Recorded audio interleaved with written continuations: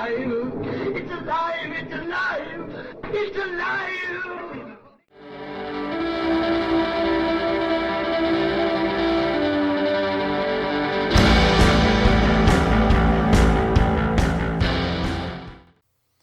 Hello and welcome to Alive After Reading. I'm your host, Tim Niederreiter, and this is episode 300 of the podcast, which is a nice special occasion to have a recurring guest return to the show and kick some ass and chat with me, and hopefully enlighten some of you, because, you know, this in theory, this show can be educational, but it generally isn't.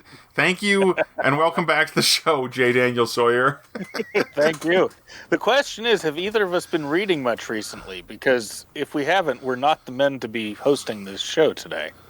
That's true. I actually have been reading. Been reading a lot lately. Excellent. I have too, but not enough fiction.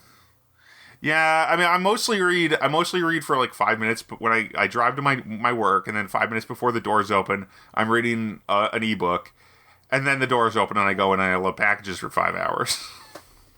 Nice. Yeah, I've actually been listening to the autobiography of Ben Franklin as I've been working here on the builds here for winter at my place. So that seems appropriate, you know, a little bit of kind of old school charm. I mean, he's not really a frontiersman necessarily, but you know, you get that vibe. Not. He was much more of a commercial guy, and trading interesting stuff in and out of port. What's really funny is I know enough about his life to know how much he left out of the autobiography in order to keep himself looking respectable. Oh, that must have been a lot. Yeah, so like you can hear the hints about, you know, you're like, I wonder if that's one of the women. It must be. The way he's talking about her. I mean, it's not untoward, but it gives you the sense that he knows her a little better than he's allowed to. Yeah, Ben Franklin was famous or infamous for that sort of nonsense. Well, he started the French Revolution by sleeping with the wives of all the aristocracy and getting them hooked on revolutionary thinkers. Yeah, so just like that apocryphal line that supposedly was said by the one-time Chinese premier is like, when he was asked, you know, what do you think of the French Revolution? You might say, what do you think of Ben Franklin? And then the answer is, it's too early to tell. Oh, Dan, what have you been working on other than building stuff? I mean, have you had a chance to work on any writing lately? I have. I've been doing a whole bunch of wild stuff over the summer. I've got this cartoon series I've been wanting to do for years. A set of sort of public service announcements like the G.I. Joe, The More You Know, except a cross between those and Deep Thoughts by Jack Handy, starring my hero Suave Rob. The series is called The Ass You Save May Be Your Own. And they're incredibly ridiculous pieces of advice from one of the zaniest characters I've ever written. And for years I only had one, because it was something, you know, I wrote a prototype to pitch it to the voice actor who loved it. But I only had the one because I'd never had the time to sit down and write. So I sat down. I'm up to about 25 episodes now. When I get to 100, I'm going to crowdfund them. And stage 1 goal is going to be like an audio series. And stage 2 goal is going to be an illustrated book plus the audio series. And then stage 3 is going to be an actual cartoon series. Wow. Now that would, especially if you end up using the same voice. Yes, same voice. Okay, so that's going to make a mutual friend of ours very happy, I think. Yes. And very amused as well. Mm-hmm. Oh, that's going to be great. Jeez. So I did that, and then I've been noodling at a few different short stories, and I've got 4 novels going right now because I've been hopping between them depending on what I've been working on in the real world, because they're all very different moods. And then about a week and a half ago, I slid back into the big series. And oh boy! In the last week and a half, I've got 30,000 words on book 4, and I organized the 80,000 that I had sitting there already. And so now I'm at about 110,000 words, and realizing that unless I go for another 250,000 word volume, I'm not going to get all the story told I want to. And yet all of this time it covers only 3 days, and it's super fast paced. So I'm like, what the hell am I going to do? Wow. So I'm probably you're not quite at the halfway point of this arc here, but of this in this one volume. I'm probably gonna run it long again, but I've definitely hit the point where I have to pull out the corkboard and the index cards and actually plot the thing out so it doesn't get away from me even worse. Man, I wish a story would get away from me again. I know it must be crazy, but I mean, I think I'd be so prepared for that now. Because I can write so quickly with my dictation. I'm like, okay, I can do that. I just need to be into it. That's the only thing I need to do. Yeah, and that can be of any length, and it's fine. You get to our stage in the writing life, and the being into it is the hardest part. It's all the mind game because you've got all the basic skills down. You can sit down and write on any if someone were to come in and hold a gun to your head and say, "Give me 10,000 words about tax policy in Nigeria," you could do it. And if he said, "Give me 10,000 words of fiction centered around a plot involving tax policy in Nigeria," you could do it. But absolutely, I could do that. That's for sure.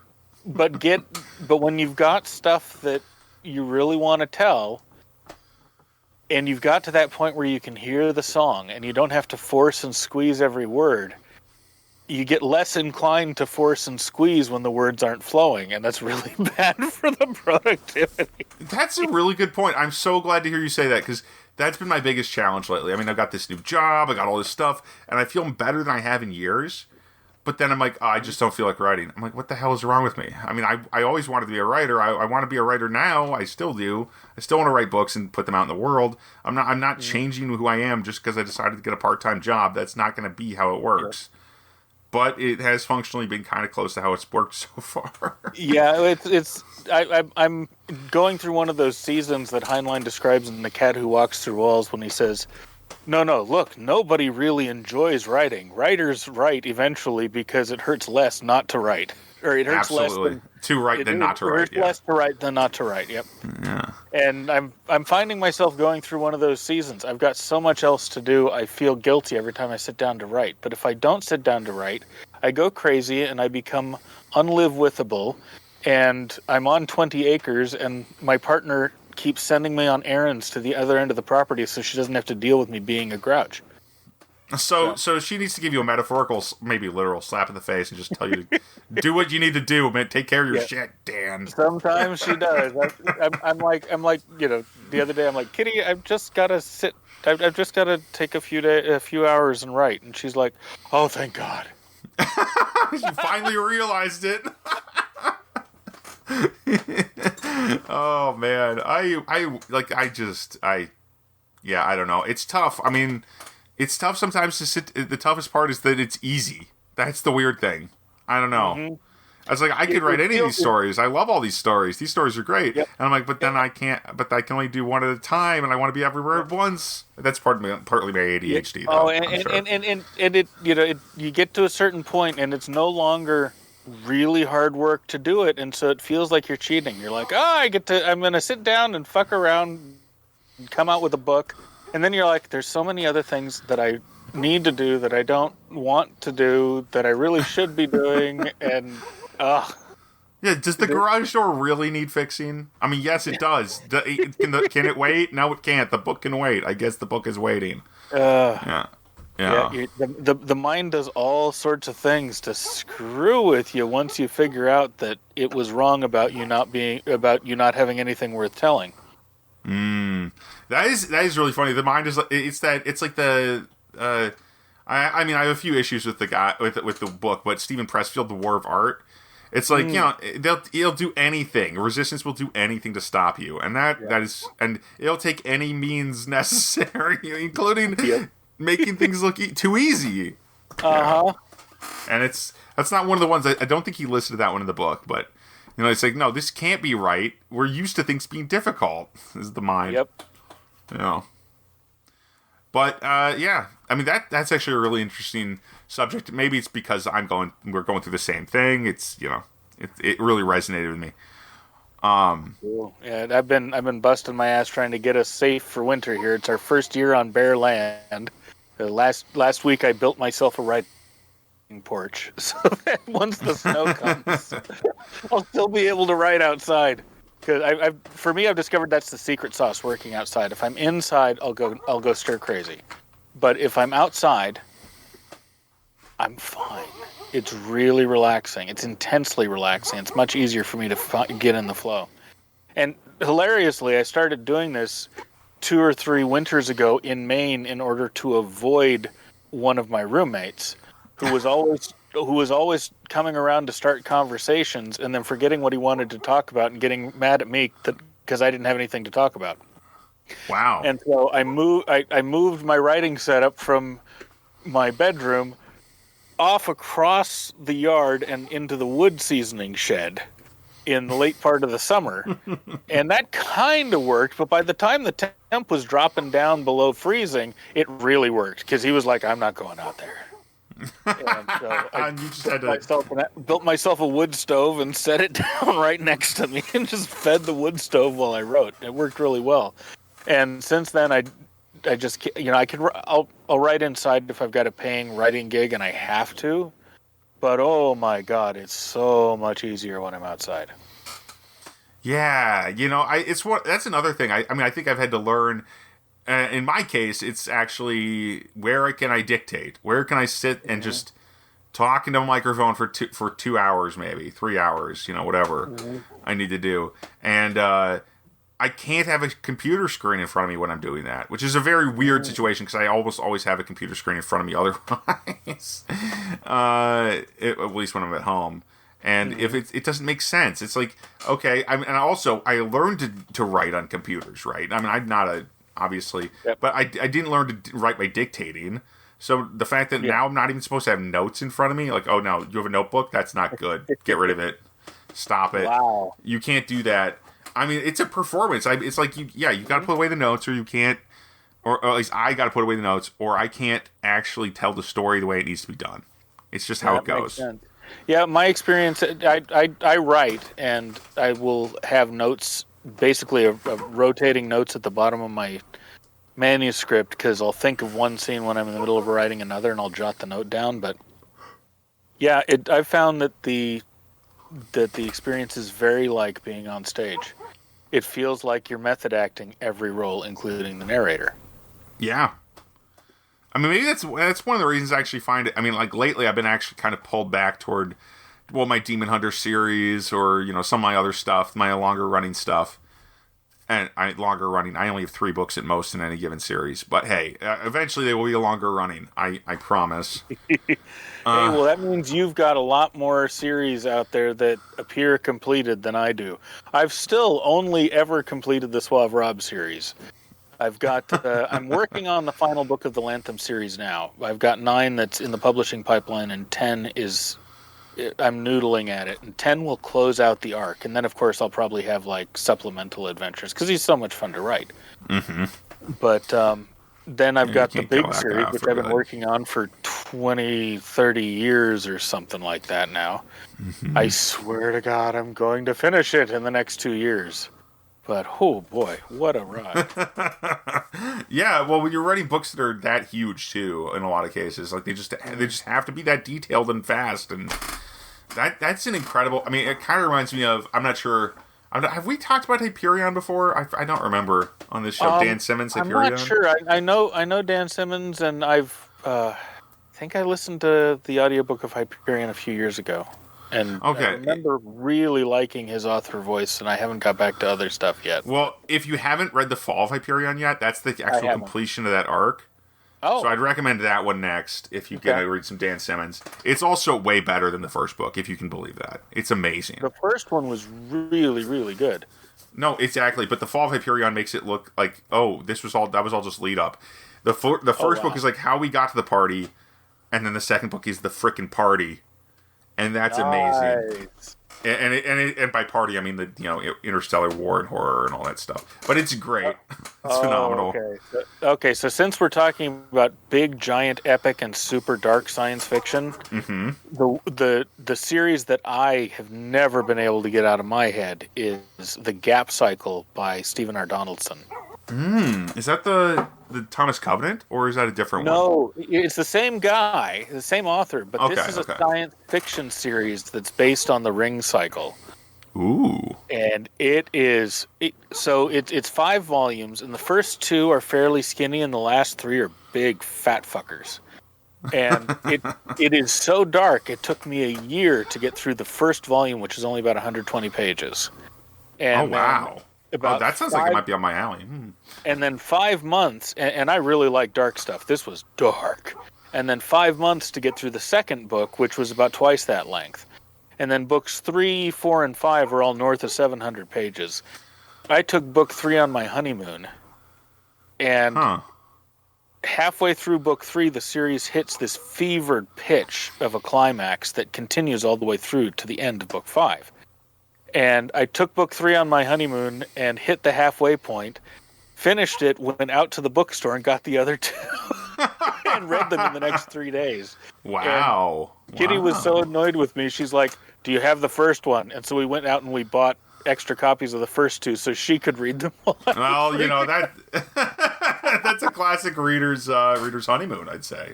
Readers and writers, and editors. Yeah, it was fun. We were in this place that had a lot of rocks, and I've been a rock climber since I was a kid. So we would take the books out and we'd climb up a 200-foot, fairly easy climb, but but challenging for a beginner, because she'd never climbed before. So we'd climb up about 200 feet and sit out and dangle our feet over the cliff, looking down at the gorge and reading the books for 5 or 6 hours a day. Oh, that's incredible! What a time to spend. I'm not sure if I'd be down for climbing rocks. I'm just too large. I'm not confident with my silly flat feet either. Yeah. But there you go. I mean, by that time I was too heavy to be doing.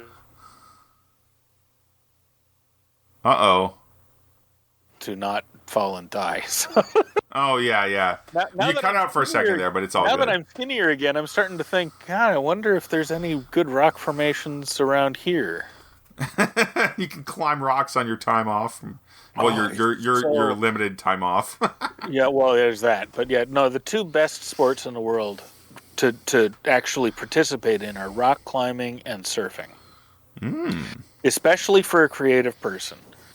Because they're the 2 sports where you have no control over what's going on. You can only control how you react. And it taught me so much about managing creativity and knowing what to let go and not to try to micromanage. When I learned to rock climb and to surf, it actually really changed my life. I never got super good at either of them, but I got to understand the zen of them in such a way that I went from being an incredibly neurotic teenager to a very, very chill 20-year-old. And it was all because I learned how to let go of the need to control everything from doing these 2 things.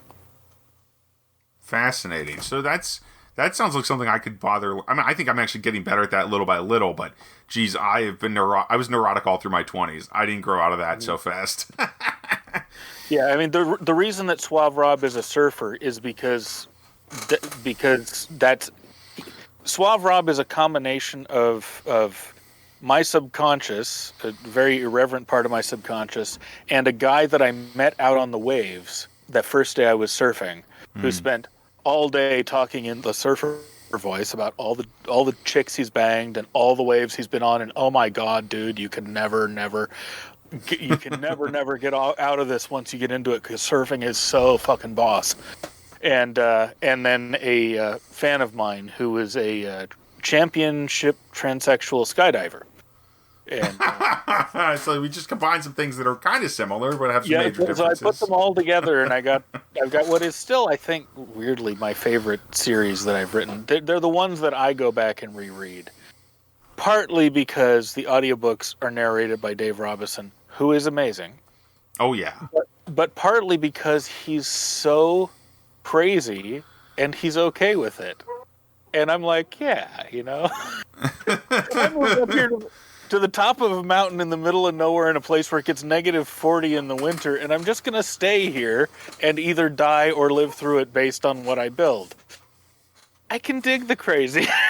That's pretty gutsy, yeah, I gotta say. I don't have those guts, at least not yet, but who knows, maybe I'll grow some.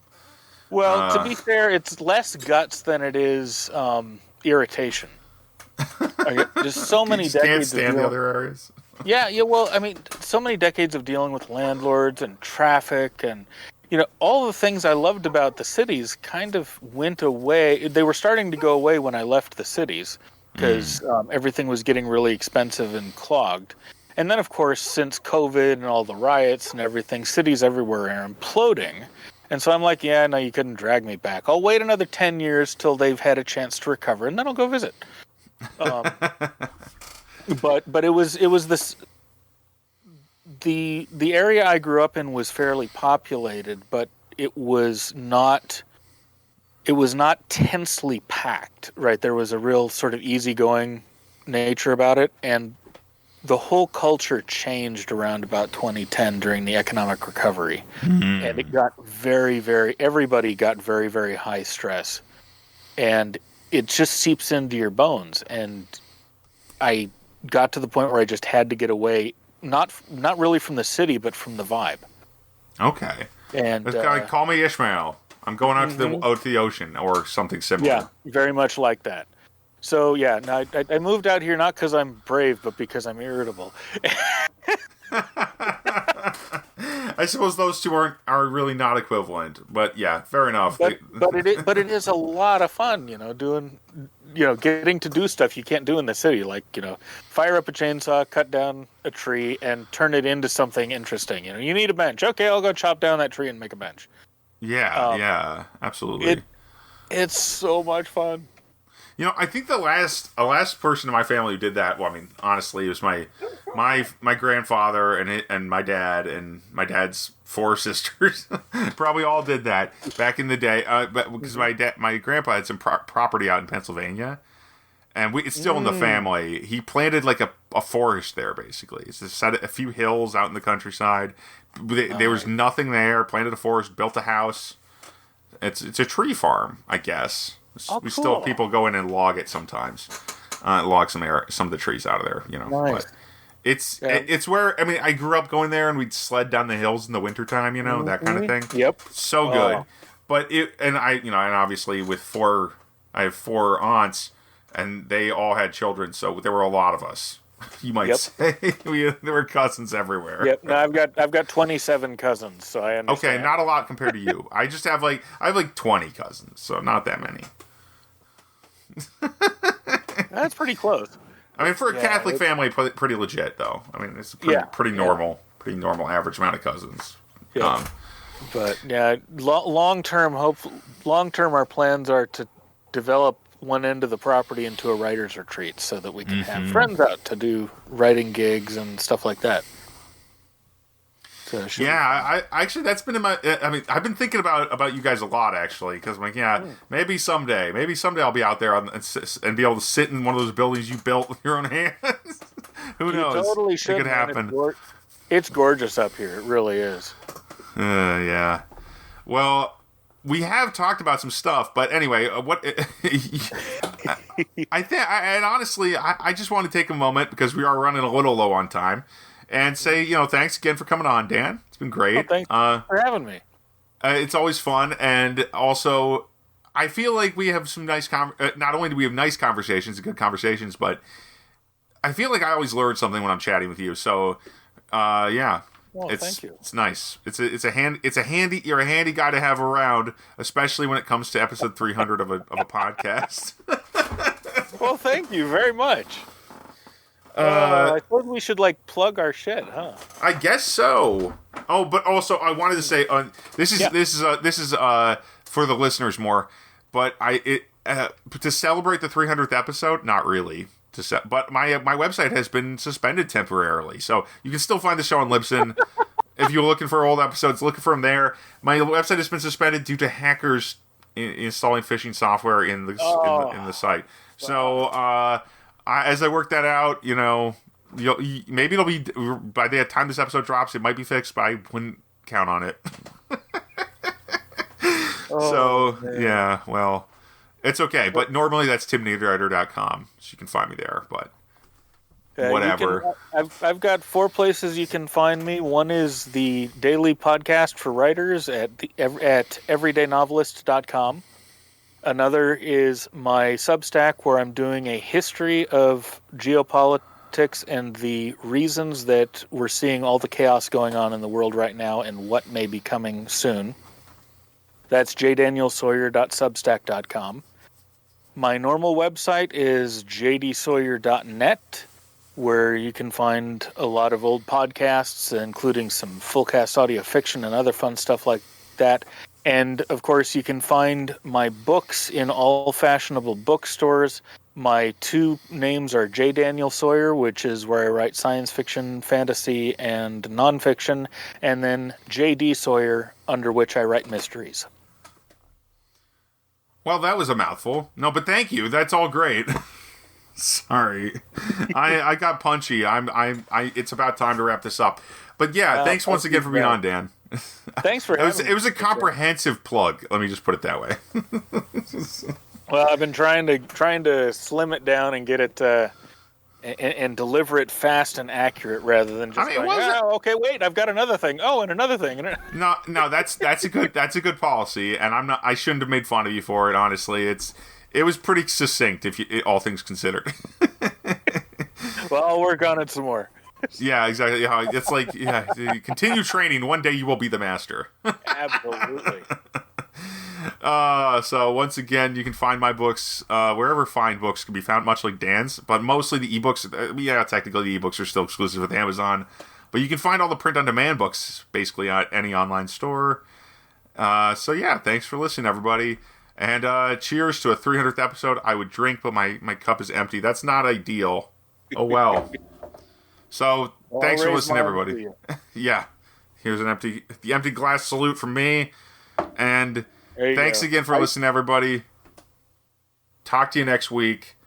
The new season begins. Who knows how long this one will go, but I imagine it'll be close to, 100 episodes. So, welcome to season 4 of Alive After Reading. Woohoo! Yeah. Take it easy, everybody. Thanks so much, Dan. Good night. Good night.